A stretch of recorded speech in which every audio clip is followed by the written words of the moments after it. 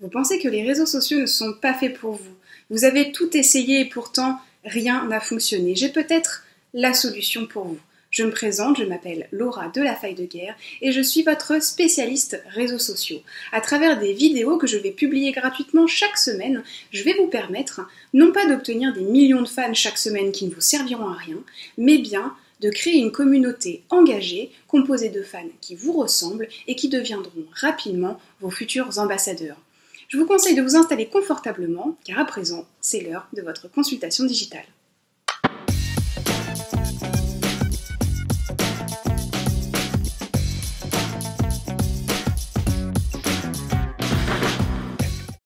Bonjour à tous et bienvenue dans le premier épisode de la consultation digitale. J'ai décidé de démarrer mon voyage dans l'univers des réseaux sociaux en vous parlant du réseau social le plus utilisé en France et dans le monde.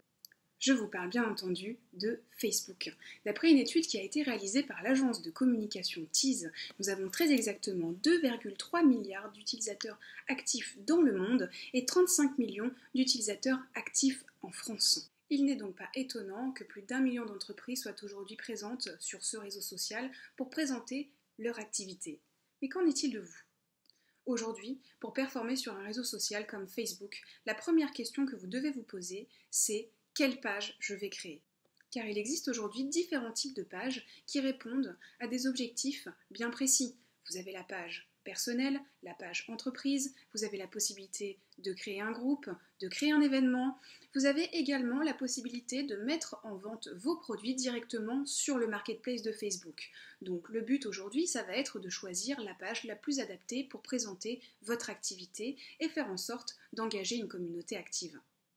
Pour que vous puissiez bien comprendre le fonctionnement de chaque page et ses objectifs, nous allons aller directement sur Facebook. C'est parti. Alors nous voilà sur la page d'accueil de Facebook. Pour ceux qui n'ont encore jamais créé un compte, ça se fait en 3-4 clics, vous renseignez ces 2-3 cases et vous cliquez sur inscription et vous avez votre compte qui est créé. Donc vous voyez, c'est gratuit et c'est assez rapide. Et ce qu'on se rend compte, c'est que pour commencer sur Facebook, on démarre forcément avec un compte personnel. De mon côté, j'ai déjà un compte qui a été créé, donc on va rentrer directement sur Facebook via mon compte et arriver directement sur ce qu'on appelle le fil d'actualité.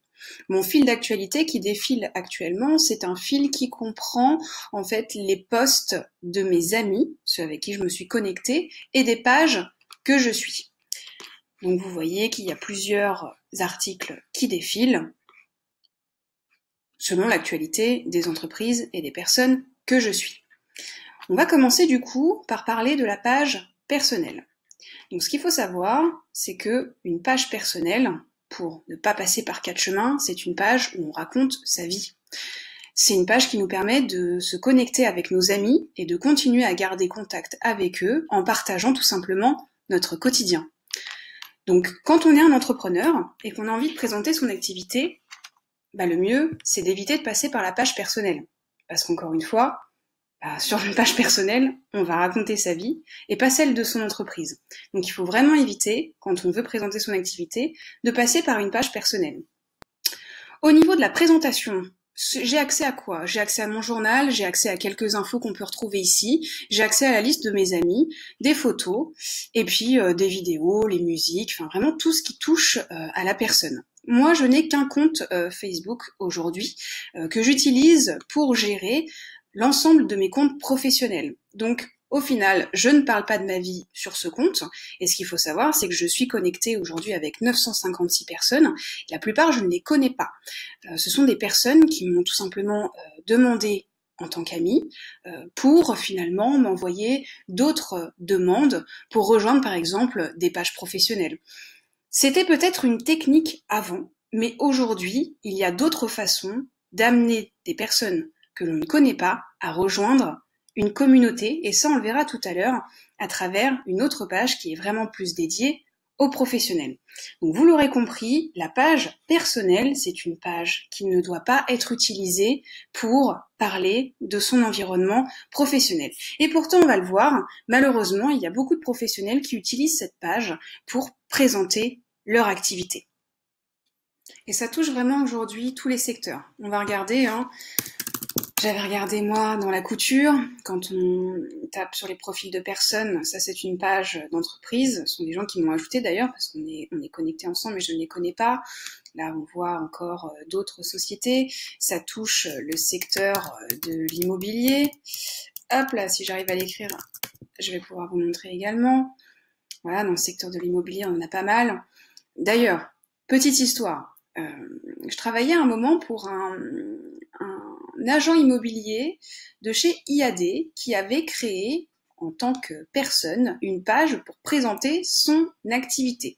Donc il avait mis son prénom et puis en nom il avait mis l'agence IAD. Là, sa page a été supprimée. Heureusement pour lui, cette page, elle datait pas de 10 ans, elle comptait pas une énorme communauté, enfin au niveau des amis, hein, parce que quand on a une page personnelle, on a des amis et non des fans. Donc heureusement pour lui, c'était une page qui était très récente, donc il n'y avait pas énormément d'historique, mais cette page a été supprimée. Pourquoi? Parce qu'il y a quand même des règles quand on utilise Facebook pour présenter son entreprise. La règle de Facebook, c'est que si vous présentez une entreprise, vous utilisez une page entreprise et non une page de personne. Donc pour l'instant, là on voit que ces personnes-là, elles ont utilisé le nom et le prénom, donc ça va quelque part.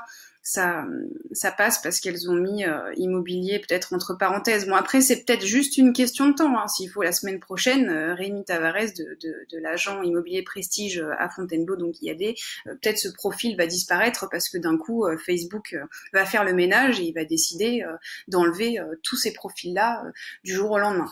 Donc, on a fait la couture, on a fait l'immobilier, on va faire la beauté. Pourquoi pas la beauté, voilà, on a certainement beaucoup d'esthéticiennes à domicile qui ont décidé de créer une page de personnes pour présenter leur activité, donc c'est bien dommage. Au final, on va aller dans une des pages pour voir un peu ce qui se passe. Et bah du coup, qu'est-ce qu'on voit? Beauté d'essence. Imaginons que je cherchais un institut de beauté à côté de chez moi, mais en passant par Facebook et que je me suis pas rendu compte que c'était une page de personne, bah je vais tomber sur ces informations-là. Voilà, merci de vous proposer, de demander si je manque de rien, ça n'a aucun rapport avec l'esthétique, les rendez-vous d'hier, enfin ça fait pas, clairement ça fait pas pro. J'ai l'impression que c'est une copine qui me donne ces infos et j'ai pas l'impression d'avoir en face de moi une entreprise en fait. Donc ça décrédibilise complètement l'entrepreneur en question et en même temps les messages sont pas clairs du tout. On comprend pas l'objectif de la page et on est quand même dans une génération où on zappe très rapidement et si on comprend pas, on zappe. Donc là, si j'ai pas compris son activité, je zappe et je passe à autre chose. Donc du coup, on voit en fait que cette mauvaise pratique, elle est quand même utilisée dans beaucoup de secteurs. Si même je tape voiture pour le secteur automobile, voilà, on a quand même encore une fois d'autres pages qui ont été créées. Donc il faut vraiment, là c'est le conseil aujourd'hui, ne pas utiliser de page de personnes pour présenter son entreprise. Donc tant qu'on y est, on va passer rapidement sur le marketplace. Le marketplace, c'est un endroit où les particuliers mettent en vente leurs produits.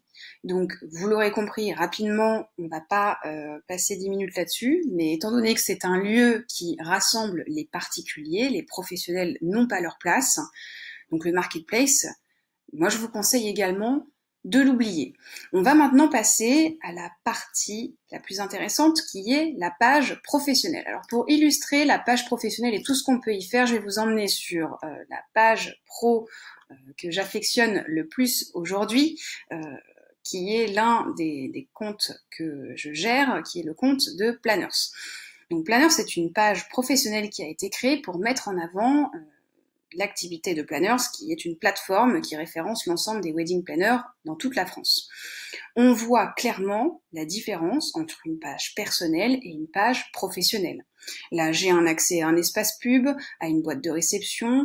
Vous voyez qu'on peut mettre en place des événements, j'ai mes notifications, j'ai l'accès à des statistiques, à des outils de publication, à des informations sur la qualité de ma page.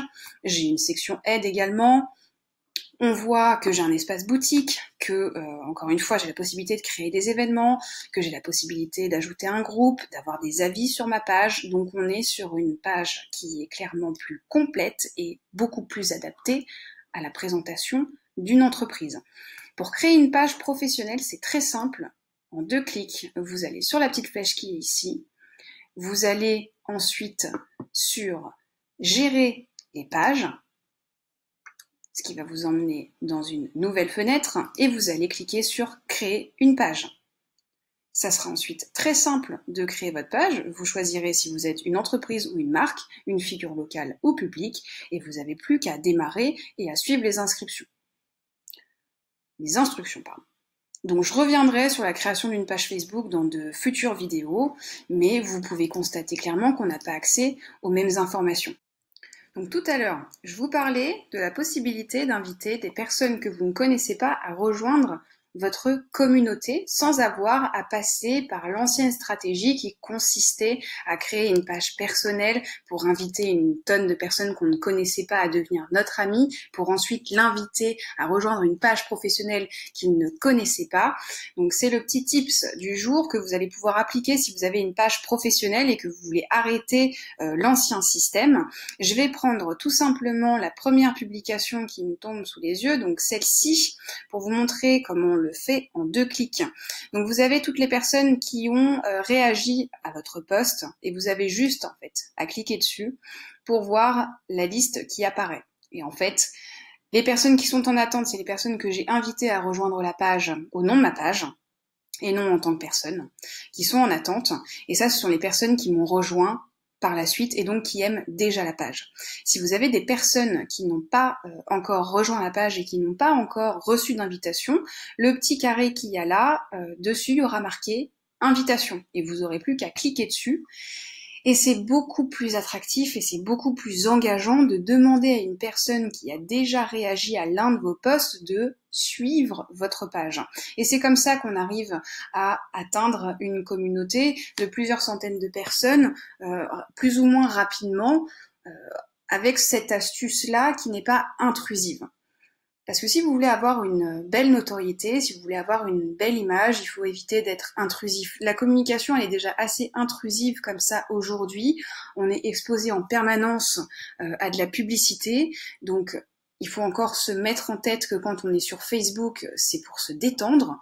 C'est pour justement évacuer entre une pause, la pause de 10 heures, la pause de midi, la pause de 4 heures et puis le soir devant la télé. Donc on n'a pas envie à ce moment-là d'être à nouveau bombardé par des publicités qui sont en plus hyper flagrantes. Donc ce fonctionnement, il est beaucoup plus attractif et beaucoup plus intéressant. Testez-le, vous verrez les résultats, faites même la comparaison, invitez des gens que vous ne connaissez pas à rejoindre une page qu'ils ne connaissent encore moins et invitez des personnes qui ont réagi à vos posts à rejoindre votre page et vous pourrez facilement faire la différence entre les deux. Donc tout à l'heure, je vous parlais également de la possibilité de créer un groupe. Donc vous pouvez créer un groupe, mais pas en tant que personne. Encore une fois, je vais le répéter pendant toute cette vidéo, mais il faut le faire en tant que page. Donc là, ici, on a créé un groupe qui accueille exclusivement les wedding planners de la plateforme. Donc on a des discussions privilégiées avec eux. Ça rajoute ce côté proximité que vous avez peut-être eu envie de créer par le biais d'une page personnelle, mais là, encore une fois, on le fait dans le cadre professionnel. Et on évite à nos clients, enfin à nos fans, de partir de notre page, quelque part. On se dit que en leur offrant tout le contenu dont ils ont besoin pour se divertir, pour échanger sur la même page, on limite les risques qu'ils zappent et qu'ils aillent directement chercher l'information ailleurs, chez nos concurrents. Donc maintenant, on récapitule. Vous voulez présenter votre activité sur les réseaux sociaux, vous avez choisi Facebook comme réseau social de référence, évitez de créer une page personnelle, évitez de présenter vos produits sur le marketplace et de créer des groupes ou des événements qui sont liés directement à un profil personnel. Préférez créer une page professionnelle sur laquelle vous pouvez gérer tout un tas de paramètres, sur laquelle vous pouvez vraiment inviter vos potentiels clients à devenir des fans, à faire partie de votre communauté. C'est comme ça que vous allez réussir à être de plus en plus visible et respecté. C'est vraiment un détail important, le choix de la page, mais c'est un détail qui fait toute la différence pour avoir une belle image et la conserver le plus longtemps possible et faire en sorte qu'elle soit diffusée par le maximum de monde. Dans de prochaines vidéos, je vous montrerai les détails de cette page professionnelle. J'irai un peu plus dans les paramètres de la page, dans la partie des statistiques, dans la partie de la boutique, dans la partie des publications. Donc n'hésitez pas, si vous avez des questions, à les poser en commentaire de cette vidéo. J'y répondrai également avec grand plaisir, soit en message privé, soit à travers de nouvelles vidéos pour vous permettre encore une fois de performer sur les réseaux sociaux. Le premier épisode de la consultation digitale est à présent terminé. J'espère que vous avez apprécié cette vidéo. Je vous souhaite de passer une excellente fin de journée et je vous dis à très vite et en attendant, prenez soin de vos réseaux.